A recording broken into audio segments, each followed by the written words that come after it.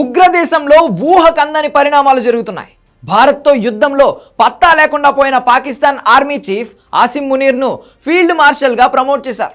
మరే దేశంలో అయినా ఇంతటి ఘోర పరాభవానికి ఆర్మీ అధిపతిని బాధ్యతల నుండి తప్పిస్తారు. షరీఫ్ సర్కార్ మాత్రం అతగాడిని ఏకంగా ఫీల్డ్ మార్షల్గా ప్రకటించింది. ఇక్కడే అనుమానాలు మొదలయ్యాయి. ఎందుకు పాకిస్తాన్లో అసలు ఏం జరుగుతోంది? మునీర్ను ఫీల్డ్ మార్షల్గా ప్రకటించడం వెనుక వ్యూహం ఏంటి?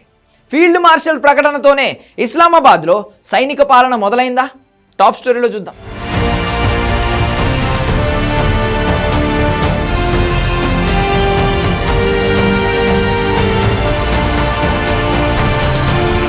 ఆపరేషన్ సింధూర్ సమయంలో భారత సైన్యం చర్యతో తీవ్రంగా దెబ్బతిన్న పాకిస్తాన్ ఇప్పుడు సైనిక పాలన వైపు అడుగులు వేస్తున్నట్లు కనిపిస్తోంది. ఆపరేషన్ సింధూర్లో ఓడిన తర్వాత పాకిస్తాన్ సైన్యం షహబాజ్ షరీఫ్ పౌర ప్రభుత్వాన్ని పెనుభారంగా భావిస్తోంది. ఇది ఏదో పై విషయం కాదు, దీనికి గట్టి ఆధారాలున్నాయి. ఆసిమ్ మునీర్ను అత్యున్నత సైనిక హోదా అయిన ఫీల్డ్ మార్షల్గా ప్రకటించడానికి రీజన్ పాక్ ప్రభుత్వం సైన్యాధ్యక్షుడు జనరల్ ఆసిమ్ మునీర్ ముందు లొంగిపోవడమే అన్న చర్చ జరుగుతోంది. ఈ ప్రకటనతో మునీర్ పాకిస్తాన్ సైనిక చరిత్రలో మాజీ సైనిక పాలకుడు మహమ్మద్ ఆయూబ్ ఖాన్ తరువాత ఫీల్డ్ మార్షల్ అయిన రెండో ఆర్మీ చీఫ్ అయ్యాడు.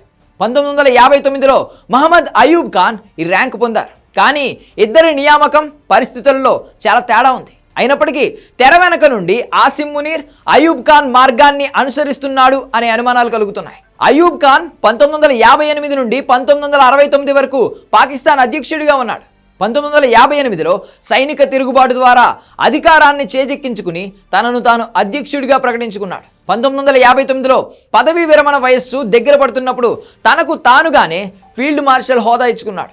పాకిస్తాన్ పౌర సమాజం నుండి పదే వచ్చిన అభ్యర్థనల వల్లే తాను ఈ పని చేశానని ప్రకటించాడు. ఫీల్డ్ మార్షల్ అయిన తర్వాత సైన్యాధ్యక్ష బాధ్యతల్ని జనరల్ మూసా ఖాన్కు అప్పగించి పాలనపై దృష్టి పెట్టాడు. ఆయూబ్ సైనిక జీవితం కూడా వివాదాలతో నిండి ఉంది. 1928లో భారత్లోని పంజాబ్ రెజిమెంట్లో నియమితుడయ్యాడు. రెండో ప్రపంచ యుద్ధంలో అస్సాం రెజిమెంట్కు కమాండింగ్ ఆఫీసర్గా పనిచేశాడు. కానీ అతని కమాండర్ బలహీనమైన నాయకత్వం కారణంగా అతన్ని తొలగించాడు. అయినప్పటికీ 1951లో ఆయన పాకిస్తాన్ సైన్యానికి మొదటి కమాండర్ ఇన్ చీఫ్ అయ్యాడు. 1958 వరకు ఈ పదవిలో కొనసాగాడు. మళ్ళీ ఇన్నేళ్ల తర్వాత ఆసిమ్ మునీర్ను ఫీల్డ్ మార్షల్గా ప్రకటించింది పాక్ సర్కార్. అది కూడా భారత్తో యుద్ధంలో దారుణంగా దెబ్బతిన్న తర్వాత.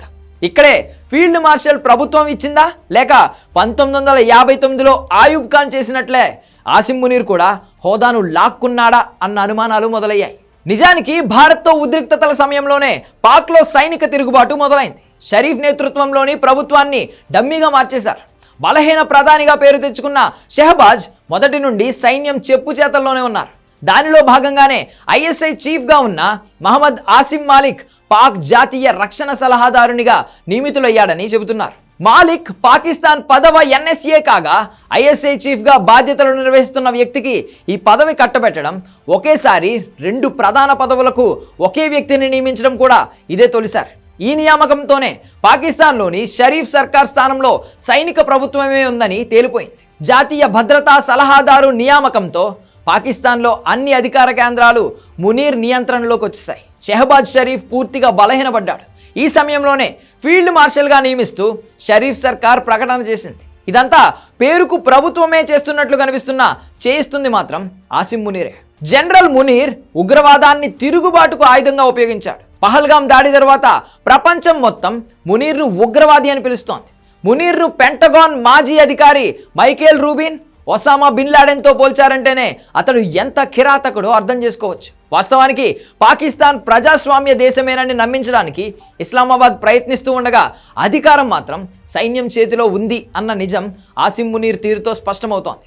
ఒక రకంగా ఈ పరిణామాలు భారత్కంత మంచివి కావు. ఎందుకంటే తీవ్ర ఉద్రిక్తతలు నెలకొన్న ఇలాంటి సమయంలో ప్రభుత్వానికి బదులు సైనిక పాలన వస్తే పరిణామాలు దారుణంగా మారుతాయి. 2019లో పుల్వామా దాడిలో కీలకంగా వ్యవహరించిన ఆసిమ్ మునీర్ చేతికి పాలన చిక్కితే ఉగ్రవాద ముప్పు మరింత పెరుగుతోంది. కాబట్టి ఈ వ్యవహారంలో భారత్ చాలా అప్రమత్తంగా ఉండాల్సిన అవసరం అయితే ఉంది.